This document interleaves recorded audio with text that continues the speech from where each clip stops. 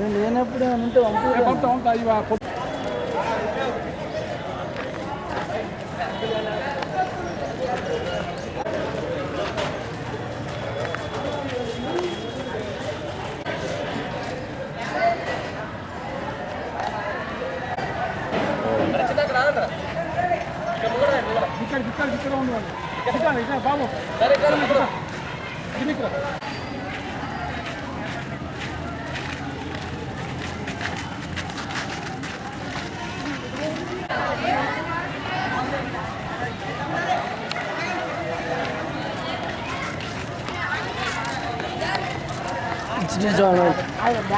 Hi uncle.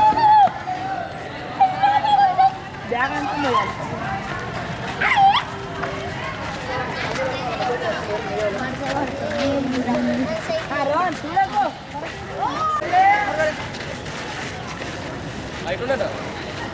ఒకసారి ఏంటండి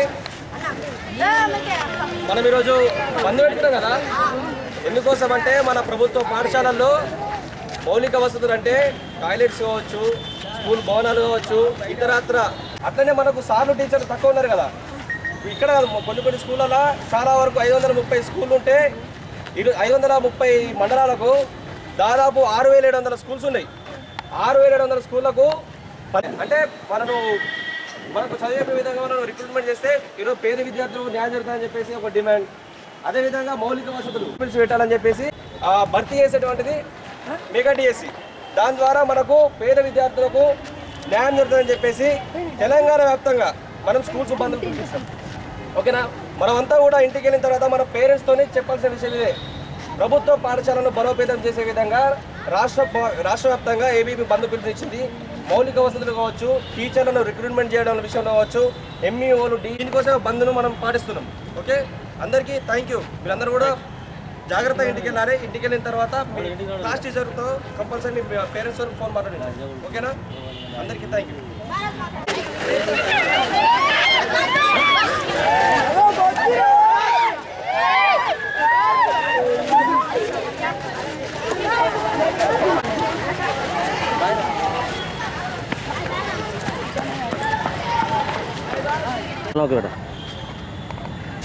అందరికీ నమస్తే. నా పేరు మల్లెల రాకేష్, ఏబీపీ రాష్ట్ర సంయుక్త కార్యదర్శి.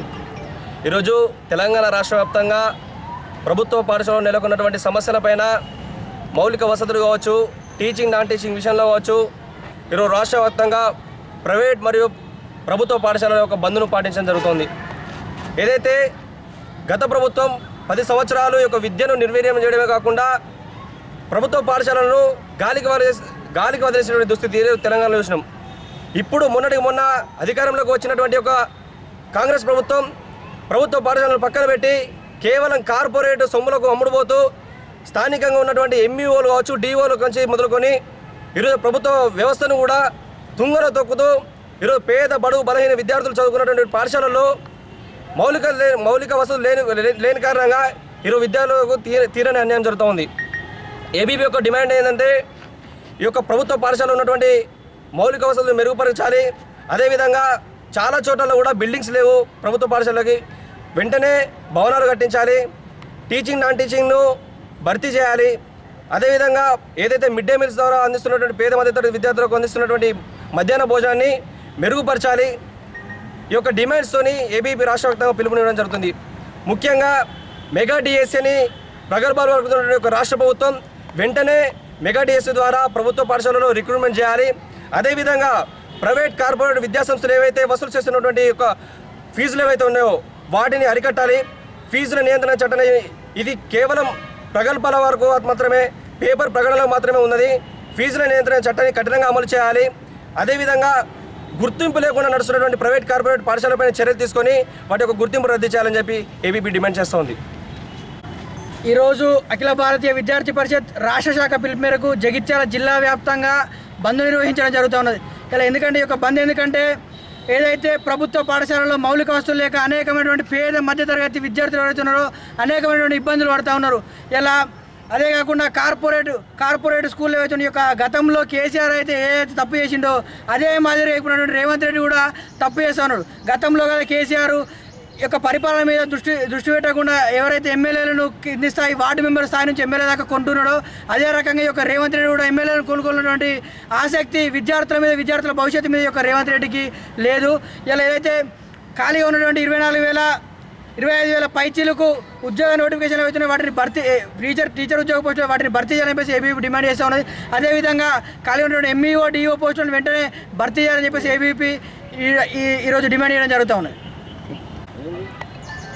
పరిష్కరిద్దాం ప్రభుత్వ పాఠశాల మౌలిక సమస్యలను వెంటనే పరిష్కరించుకుందాం. ప్రభుత్వ పాఠశాల మౌలిక సమస్యలను వెంటనే పరిష్కరిద్దాం. We want justice.